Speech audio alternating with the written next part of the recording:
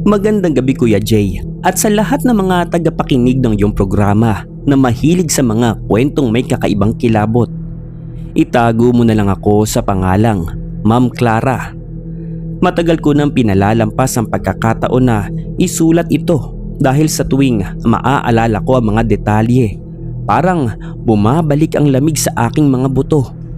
Pero sa tingin ko, ito na ang tamang oras para ilabas ang kwentong ito upang maging babala na rin sa mga kapwa ko guro o sino mang mahilig maglakbay at matulog sa mga lumang lugar.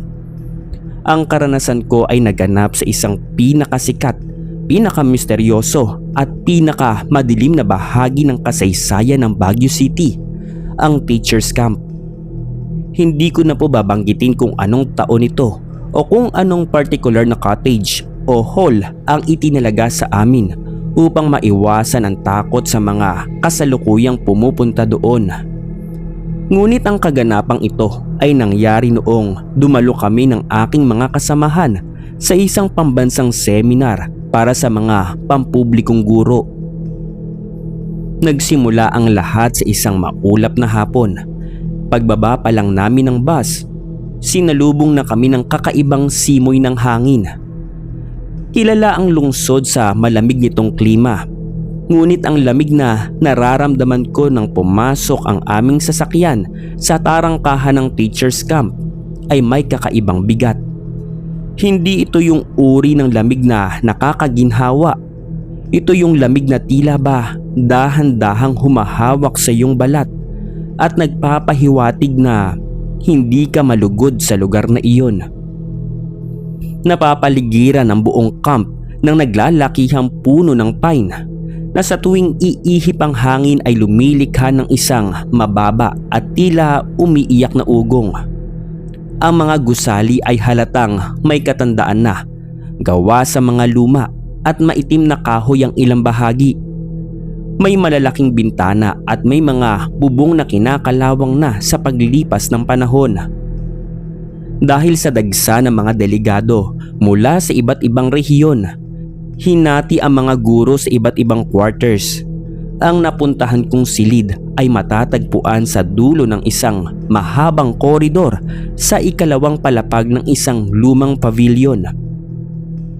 Ang sahig ng koridor ay gawa sa makapal na tabla ng kahoy na sa bawat hakbang mo, kahit gaano pa kagaan, ay lumilikha ng isang nakakarinding langit-ngit na umaalingaw-ngaw sa buong gusali. Pagpasok namin sa kwarto, sumalubong sa amin ang amoy ng lumang papel at amag. May 4 na solong kama sa loob, 2 sa kaliwa at 2 sa kanan, na may simpleng kahoy na frame at manipis na kutsyo na nababalutan ng puting kumot. Ang kwartong ito ay ibinahagi ko pa sa 3 ko pang kapwa guro at matatalik na kaibigan, sina Jeline, Susan at Presi. Dahil sa siksik ng schedule ng seminar, maaga kaming umalis ng kwarto para sa mga unang lecture at orientation. Buong hapon kaming nakaupo sa malaking hall, nakikinig sa mga talakayan.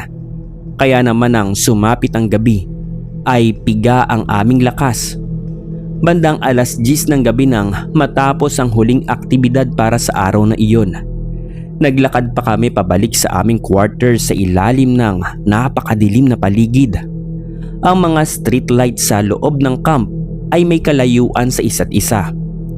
At ang kanilang madidilim na dilaw na liwanag ay halos walang nagagawa laban sa makapal na fog na dahan-dahang bumababa mula sa kabundukan. At habang naglalakad kami Kuya Jay sa koridor, napansin kong patay na ang lahat ng malalaking ilaw sa gusali, maliban sa isang maliit na bumbilya sa dulo na pabitin-bitin sa hangin at paminsan-minsang kumukurap. Pagpasok ko sa kwarto, mabilis na nag-ayos ang lahat. Dahil din sa pagod ay walang sino man sa amin ang nagkaroon ng lakas na magkwentuhan pa. Isa-isang pinatay ang mga ilaw hanggang sa tanging ang liwanag na lang ng buwan na tumatago sa malalaking bintana ang nagbibigay ng hugis sa mga gamit sa loob. Ipinuwesto ko ang aking sarili sa kamang malapit sa bintana habang si Susan naman ay nasa tapat ko at sina Jeline at Presi ay sa kabilang bahagi ng silid. Binalot ko ang aking buong katawan ng makapal na kumot dahil sa unti-unting pagbaba ng temperatura. Sa labas, ang tunog ng hangin ay humahampas sa mga dahon ng pine ay tila ba isang mahabang buntong hininga ng kung anong nilalang. Nagising po ako sa gitna ng gabi. Walang alarm, walang ingay. Bigla na lang namulat ang aking mga mata. Tumingin ako sa aking relo at nakita ko ang eksaktong 3:00 na ng madaling araw. Sa sandaling iyon, Kuya Jay, napansin ko ang isang matinding pagbabago sa paligid. Ang normal na lamig ng Baguio ay napalitan ng isang napakatinding ginaw. Yung uri ng lamig na kapag humihinga ka ay nakikita mo ang usok na lumalabas sa iyong bibig. Kahit na nasa loob ka ng saradong kwarto, ang buong silid ay nababalutan ng isang nakakabinging katahimikan. Maya-maya pa ay wala na ang ugong ng hangin sa labas. Ang hilik ng aking mga kasamahan ay tila ba tuluyang nawala. Parang hinihigop ng bawat sulok ng kwarto ang anumang tunog. Habang nakahiga ako at sinusubukang pakiramdaman ang paligid, nakarinig ako ng isang pamilyar ngunit nakakatakot na tunog mula sa labas ng bintana. Isang tunog na bakal na parang kinakaladkad sa damuhan. Mabagal lang agwat ng bawat kalampag na parang may isang bagay na mabigat na dahang-dahang naglalakad sa madilim na eskinita ng camp habang may hila-hilang kadena. Ang aking puso ay nagsimulang tumibok ng mabilis. Inisip ko na baka aso lang ito ng gwardya o kaya naman ay isa sa mga maintenance staff na may ginagawa sa labas. Subalit ang tunog ay biglang huminto sa tapat mismo ng aming gusali. Pagkatapos ng ilang segundo ng katahimikan, narinig ko ang isang mahinang kalos sa dingding sa labas na tila ba may kuko na dahan-dahang umaakyat sa semento patungo sa aming bintana sa ikalawang palapag. Natigilan ako, Kuya Jay. Hindi ako gumalaw ng kahit anong galaw. Ipinikit ko ang aking mga mata at sinubukan kong kumbinsihin ang aking sarili na guni-guni ko lamang ang lahat at dulot ng matinding pagod. Ngunit ang kasunod na tunog ay tuluyang bumasag sa aking natitirang katapangan. Mula sa loob mismo ng aming saradong kwarto, narinig ko ang pamilyar na tunog ng lumang kahoy sa sahig. May naglalakad sa loob ng silid. Ang tunog ay nagmula sa tapat ng kama ni Jeline. Napakabagal ng bawat hakbang at dahan-dahang lumapit sa gitna ng kwarto, sa espasyo sa pagitan ng aking kama at ng kay Susan. Dahan-dahan kong iminulat ang aking kanang mata. Sapat lamang upang makasilip ng hindi nahahalata ng anuman ang nasa loob. Sa tulong ng malamlam na liwanag ng buwan na tumatago sa bintana, nakita ko ang isang figura ng isang babaeng nakatayo sa gitna ng silid. Nakatalikod siya sa aking direksyon. Ang kanyang kasuotan ay isang lumang-lumang uniforme ng nurse. Isang puting bestida na abot hanggang alak-alakan na may apron sa gitna at may maliit na puting sombrero na nakapin sa kanyang buhok. Ang uniforme ay luma na, lukot at may malalaking mansya ng kulay mansyang chocolate na alam kong natuyong dugo. Ang kanyang buhok ay maikli ngunit napakagulo na parang matagal nang hindi nasusuyod at may ilang hibla na nakalawit sa kanyang balikat. Napatigas ang buong katawan ko, Kuya Jay. Ang balahibo ko sa braso, leeg at batok ay sabay-sabay na tumayo sa tindi ng kilabot. Ramdam ko ang aura ng kamatayan na nanggagaling sa figurang iyon. Hindi siya gumagalaw.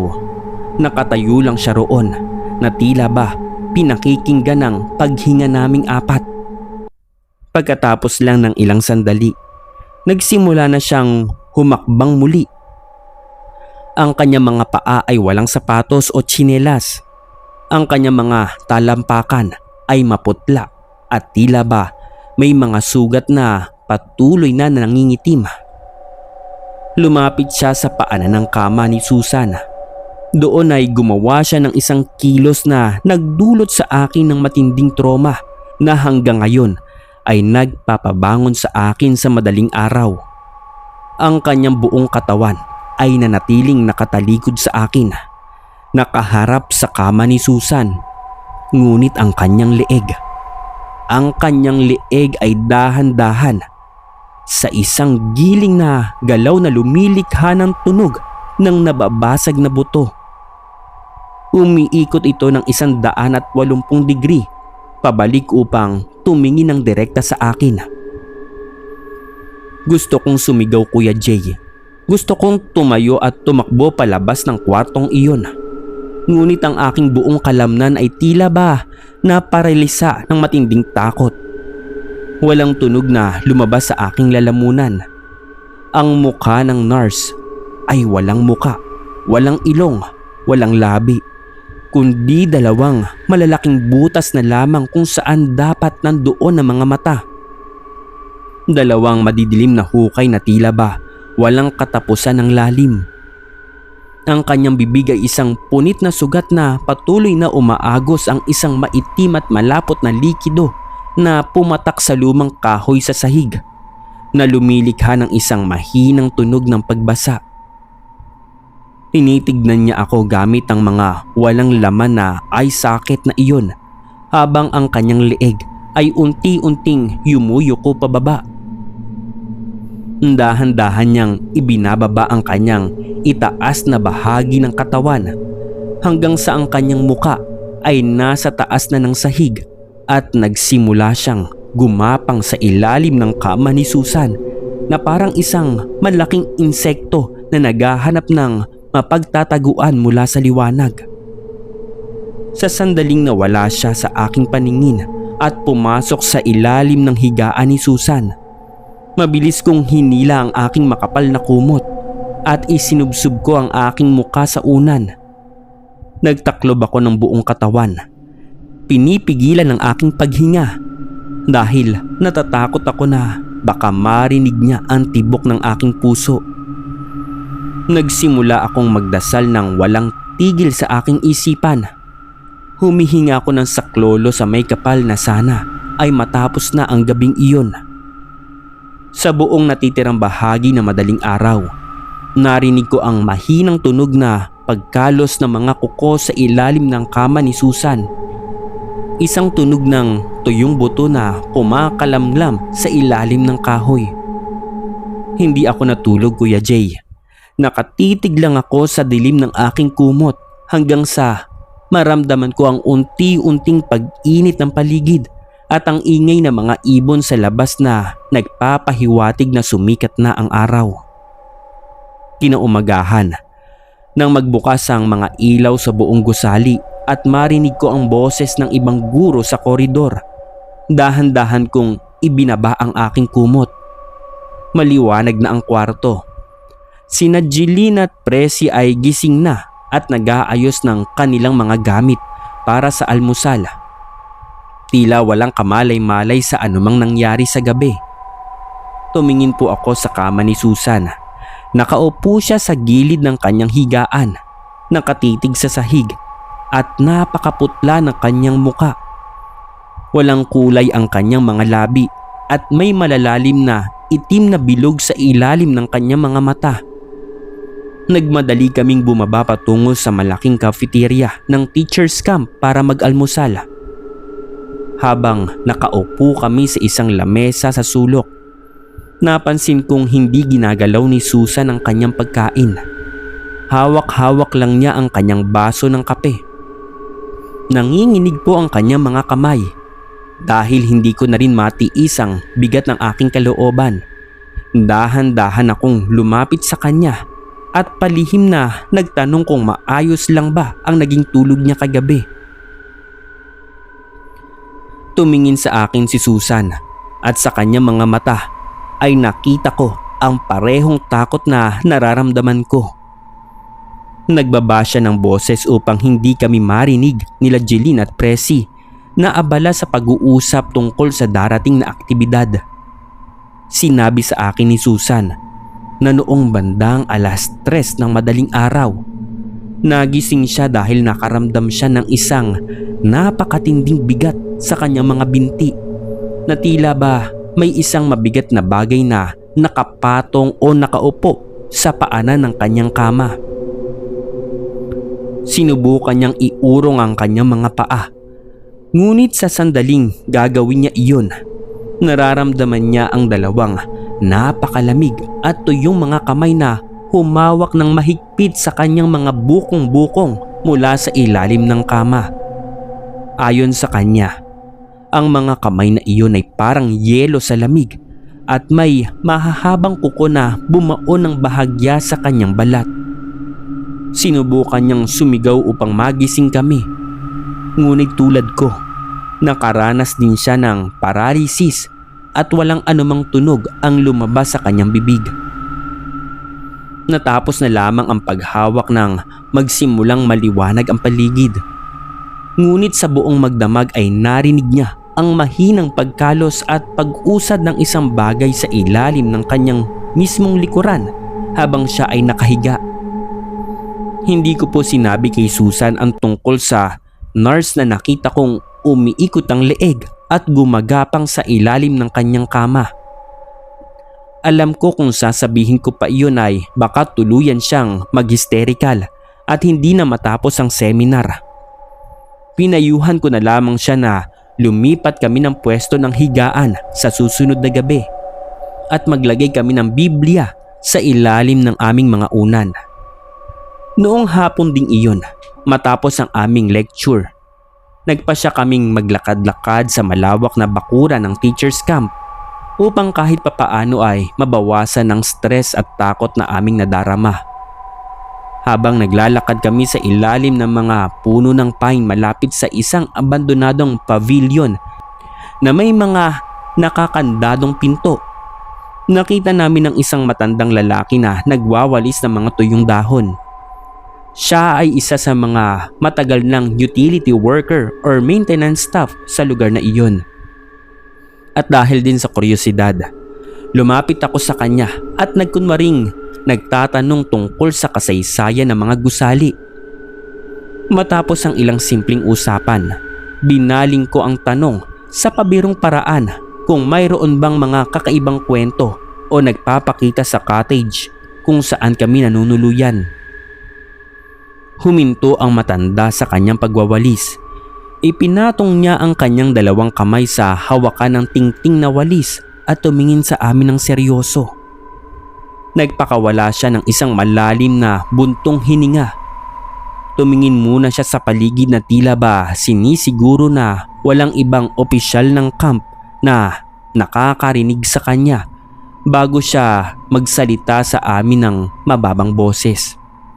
Sinabi niya sa amin na ang teacher's camp ay may napakahabang kasaysayan na umabot pa noong panahon ng pananakop ng Amerikano at lalo na noong ikalawang digmaang bandaigdig. Noong mga panahon ng pananakop ng mga Hapones, ang mga gusali at pavilion sa loob ng camp ay kinukumpiska at ginawang isang dambuhalang pansamantalang ospital para sa mga sugatang sundalo at mga sibilyan.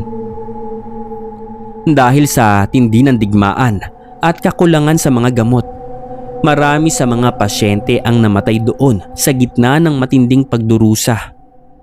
Ngunit ang mas nakakatakot na kwento na ibinahagi ng matanda ay tungkol sa isang batang nurse na nagtatrabaho doon noong mga panahong iyon. Ayon sa kasaysayan, ang nurse na ito ay huling nakitang buhay habang nag-aalaga ng mga pasyente sa madaling araw sa mismong pavilion kung saan kami natutulog. Ngunit nang pasukin ng mga kaaway ang gusali, marami sa mga staff ang pinaslang ng marahas. Kabilang na ang nurse na iyon na pinugutan ng ulo matapos dumanas ng matinding pagpapahirap. Ang kanyang katawan ay tinapon na lamang sa isang hukay sa may kakahuyan sa likod ng gusali. Sinabi ng matanda na mula noon, ang kaluluwa ng nurse ay hindi na naging tahimik.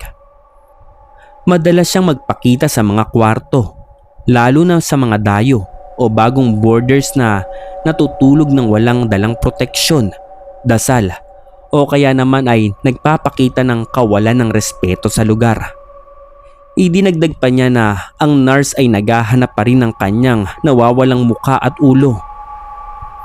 Kaya naman madalas nitong ikutin ng kanyang leeg o hawakan ng mga paa ng mga natutulog upang tignan kung sila ba ang mga gawa ng kanyang sinapit. Nang marinig po namin ang kwentong iyon, nagkatinginan kami ni Susan. Ang malamig na pawis ay muling lumabas sa aking mga palad. Nagpasalamat kami sa matanda at agad na bumalik sa aming kwarto upang ihanda ang aming mga gamit. Hindi na namin tinapos ang natitirang 2 araw ng seminar. Nag-imbento kami ng emergency na dahilan sa aming supervisor upang mapayagan kaming bumalik agad sa Maynila. Hindi ko na kaya pang manatili sa isang gabi ng silid na iyon. Ngayon Kuya Jay, lumipas na ang ilang taon mula nang mangyari ang karanasang iyon sa Baguio. Narito na ako sa sariling tahanan sa probinsya at nagtuturo pa rin at sinisikap na mabuhay ng normal. Inisip ko na ang takot na iyon ay mananatili na lamang bilang isang masamang alaala ng aking kabataan na iniwan ko sa malamig na kabundukan ng teacher's camp. Ngunit kagabi ay nagbago po ang lahat. Bandang 3:00 ng madaling araw, habang nagwawasto ako ng mga test paper ng aking mga estudyante dito sa aking lamesa sa loob ng aking kwarto, biglang pumasok ang isang pamilyar na lamig. Isang lamig na hindi nagmumula sa aircon o sa hangin sa labas. Isang lamig na pumasok sa aking mga buto at nagpalabas ng usok sa aking bawat paghinga. Biglang tumahimik ang buong paligid at maging ang mga kuliglig sa labas ng aking bahay ay tuluyan ng nawala ng tunog. Narinig ko ang isang tunog mula sa ilalim ng aking sahig na gawa sa semento. Isang mahinang tunog ng pagkalos na parang may mga kuko na dahan-dahang gumagapang mula sa ilalim ng aking kama patungo sa likuran ng aking upuan. At dahan-dahan akong tumingin sa malaking salamin ng aking aparador na nasa tapat ng aking lamesa. At nakita ko siya sa likod ko, sa madilim na sulok ng aking kwarto. Nakatayo ang isang figura ng babae na may lumang puting uniforme ng nurse na puno ng mantsa ng natuyong dugo. Habang nakatitig ako sa kanyang refleksyon sa salamin, nakita ko ang kanyang katawan ay nananatiling nakatalikod. Ngunit ang kanyang leeg ay dahan-dahang umiikot ng 180 degree pabalik ito. Ang 2 malalaking madidilim na butas sa kanyang muka ay nakatitig sa akin ng direkta ngayon mismo habang isinusulat ko ang email na ito sa iyo Kuya Jay. Hindi siya naiwan sa Baguio.